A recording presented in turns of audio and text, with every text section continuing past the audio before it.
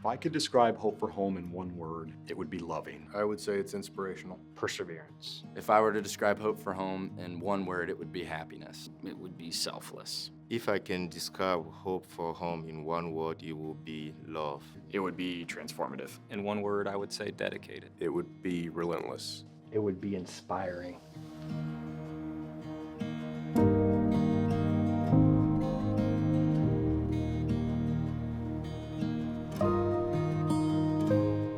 So Hope for Home was one of 13 organizations that were recommended to us by various individuals throughout the company. This particular one came to us from a local teacher in the Dayton area that was a foster parent to some conjoined twins that now reside at the mission. They saw one of our videos about the Thailand trip on social media. We went through the process of vetting the different organizations based off of what their needs were, what our capabilities were, and how impactful we could be. We shortlisted down to 3 and did some pretty intensive interviews. We all got together and decided that Hope for Home needed our help immediately, and our impact would be immediate as well. Daryl is the one who started Hope for Home. Him and his wife, Wanda, saw these kids that were having a really rough time in their situations. And when they got back to the States, Daryl told his wife, Wanda, "You know we have to move to Guatemala now, right?" And she looked at him and said, "Yes." So just like that, they moved to Guatemala, start their mission. Hope for Home is an orphanage for special needs children in Guatemala. They take in children that would otherwise probably be cast away by society, and they give them a place to grow up and be nourished, both body and soul, and be loved. I originally applied because I thought it was a cool initiative that the company did. I thought it was something that was a way to enrich not just other people's lives, but the lives of our employees, to kind of give them a different break in what they deal with in day to day. I've always been interested in going on the mission trip just to further promote Shook's mission globally. Ever since they did the first mission trip, I wanted to go on all of them. I've seen the previous videos and how those people were impacted by it. That mission-driven and that focus on what our projects can do and to improve our communities resonates with me. I was immediately excited that I knew that I was going to be a part of it. That was the first wave that hit me, and then the second wave was, what is Guatemala going to be like? What is this trip going to look like? In my mind, before I left, I had really hoped to connect with the children. I also knew that was probably going to be difficult since they were special needs. I think you think mission trip and the expectation it's out in the remote parts of the world, and it might be I don't know, some remote village, but when we landed in the airport, it was actually a full-blown city, so that was surprising to me too. I'm not sure if the people that put this program together realize how impactful it is, but it was one of the deciding factors for me to come work at Shook. I was in the military beforehand, and so I had done a lot of deployments and overseas operations. From what I heard about some of the past mission trips, some of that adversity was something that I miss about life in the military. So it was something I was chasing after, maybe to get a little feeling back, shake the rust off a little bit, and put myself in an uncomfortable position again.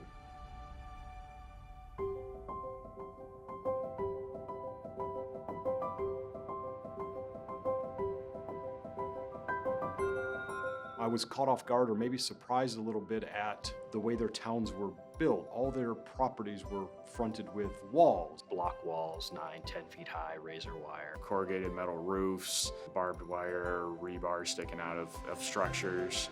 Outside of Guatemala City, you're driving through just the wilderness. And the population started to decline as we got further and further away. And we started to see some of the poverty that I was kind of anticipating. The further and further out we got, we ended up seeing more a mix of cobblestone roads, a mix of dirt roads to ultimately get to the mission. It's dry season, so everything's really dusty. There's wild street dogs everywhere running around, locals, bikes, gentlemen walking cows and carrying lumber on their back. And then we turn the corner and there's just this beautiful brick wall, that has the Hope for Home Ministries, really cool looking banner on the side, and they have this gate, and then Their gatekeeper, unlocks the door from the other side. Wasn't quite sure if we were in the right place. It was this beautiful compound. The mission itself seemed like an oasis within this little community. It just seemed peaceful. It is absolutely beautiful in there. It was a little piece of heaven.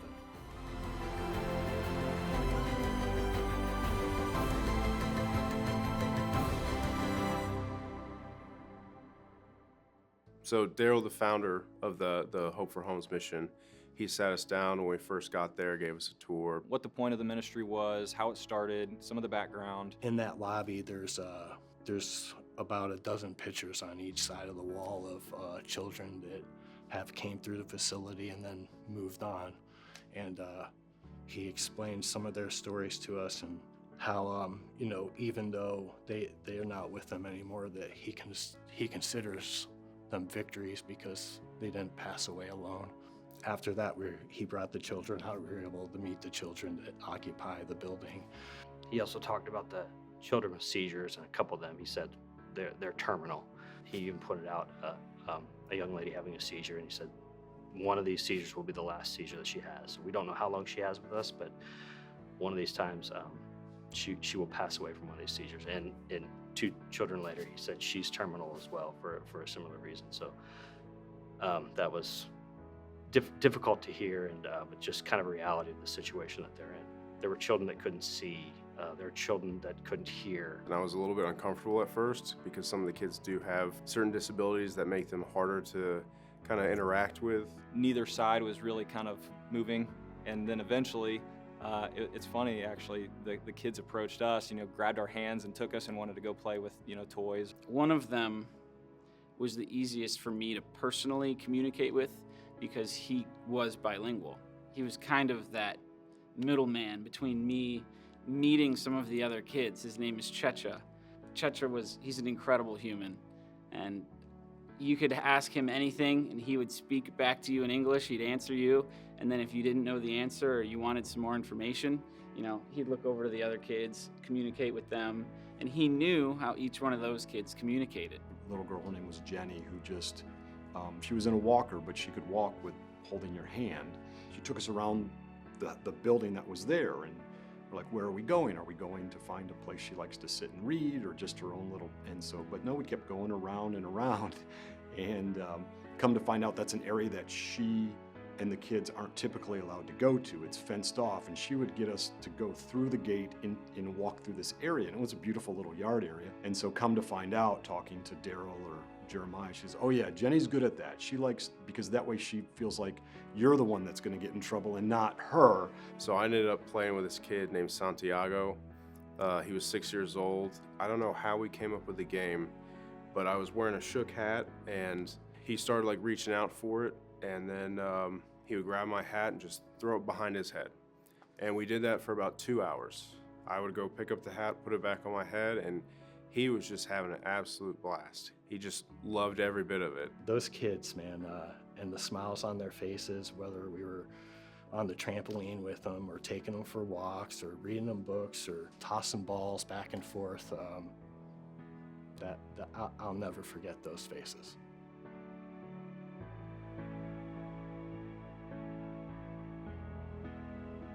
They told us that they have kind of like a church session for the kids. They were learning a few short Bible verses, and they were doing it in both Spanish, English, and sign language. While they're doing that, music is playing in the background, and you can tell that the kids are kind of like itching to start dancing. And then at the very end, they just start playing music and allow the kids to get up and kind of have like a little dance party, which was really fun because eventually they brought out some instruments and started handing those out. So all the kids have instruments, all of us have instruments. So it was just cool to see all the guys down there bonding with the kids in that way through music, really. So I asked Daryl at one point to define how he sees the success. He said it wasn't success as we would see it, but it was just like every day with the kids, seeing them do better, seeing them be happier, and just knowing he made a positive difference. That's a little success in his life. A lot of these kids are in the situation they're in because, the prenatal care in the country isn't where it needs to be. And I have little kids at home. I got a 9-year-old son who was actually born with some issues, and just being there and seeing what the outcome is, in a situation where you're not blessed enough to have the medical care that you need, really brought it home.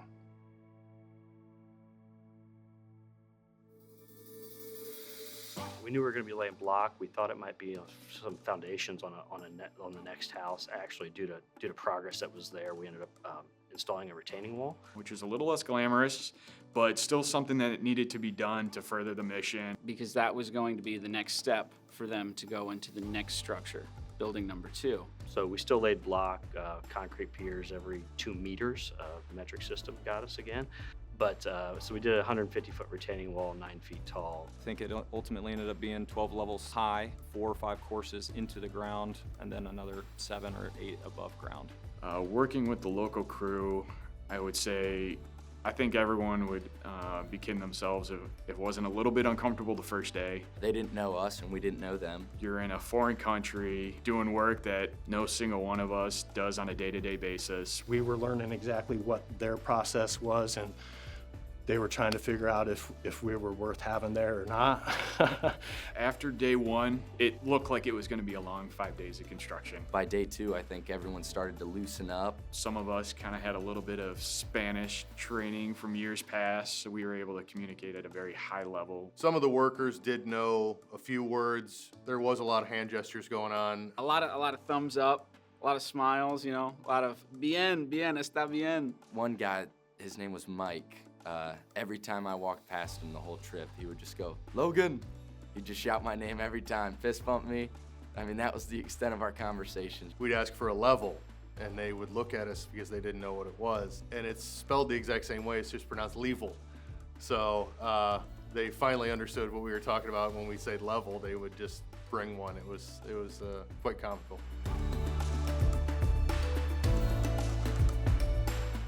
Laying the block was similar.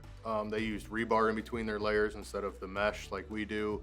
Everything was mixed in a mixer, pretty standard to how we mix grout. But when it came to the concrete, it was 5-gallon buckets at a time, carrying it, dumping it.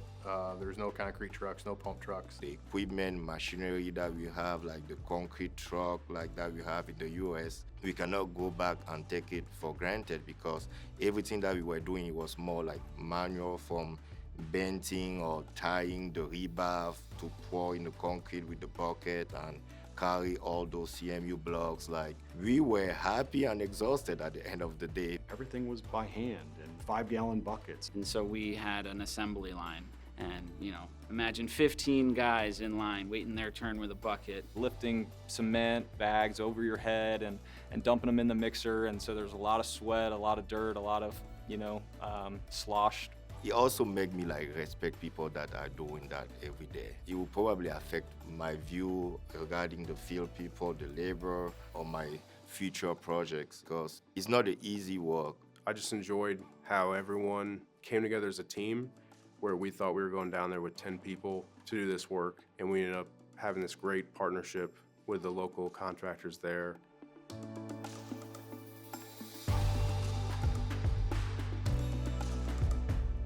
At the end of the day, we decided that we're gonna go back into town, into Parramos. We're gonna go to the closest tienda, and we're gonna have a few beers with the guys.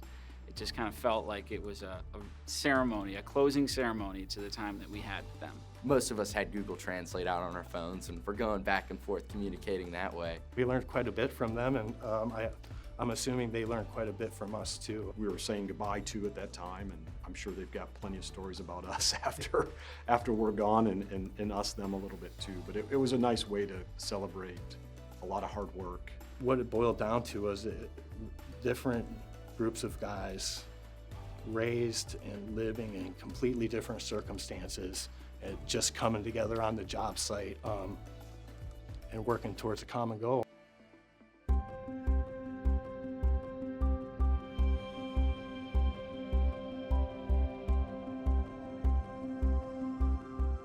Not only were we trying to bond with the local crew, but this was the first opportunity to really get to know one another on a more personal level. I knew them, but I didn't know them to that level. I knew them as co-worker here in the office, but the mission trip helped us get closer. We were there for a common cause. 9 or 10 days of dedicated time with people in our company that you wouldn't otherwise have.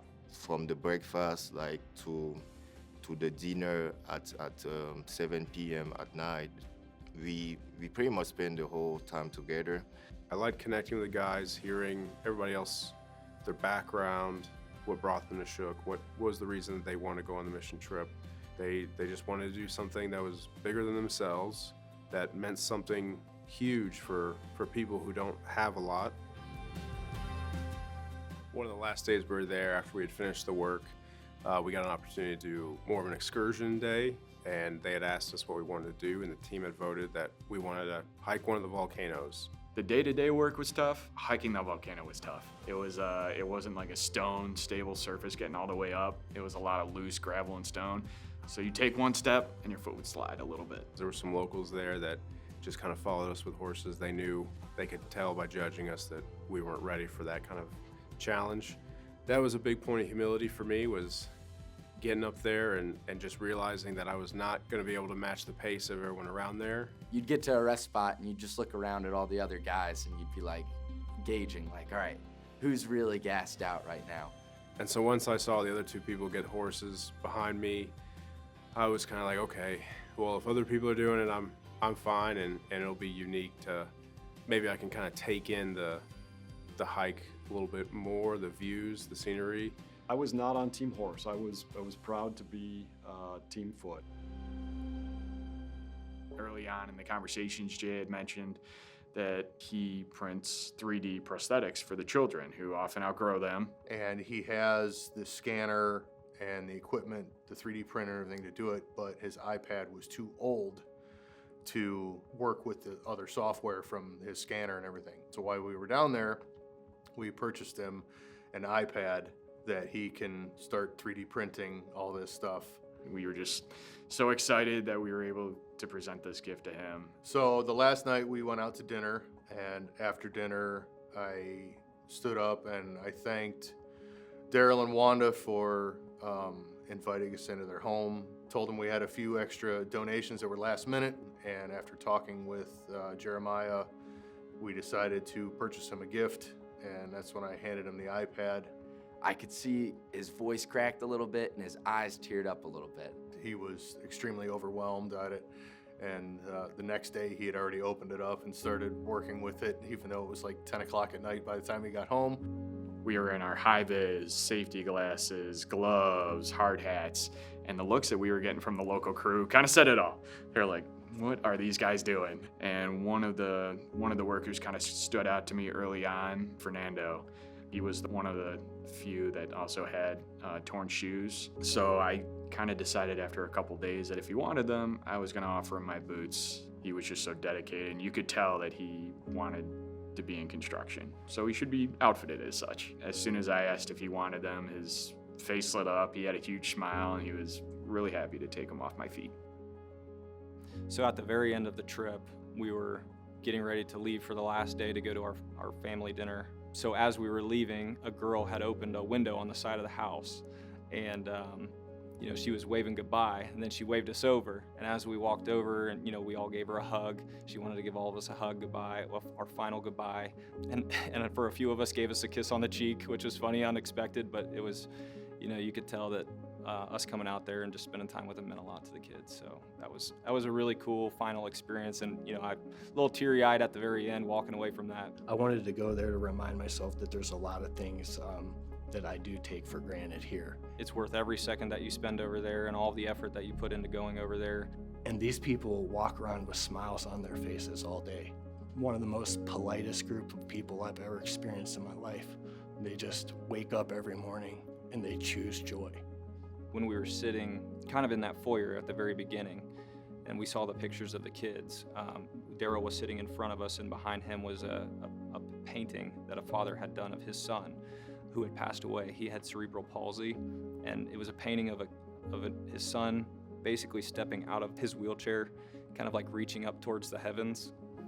That was pretty cool for me. It kind of just proved to me that even these individuals who have, a disability that they can't control are still so loved by people, and they're really no different than us. the end of the day.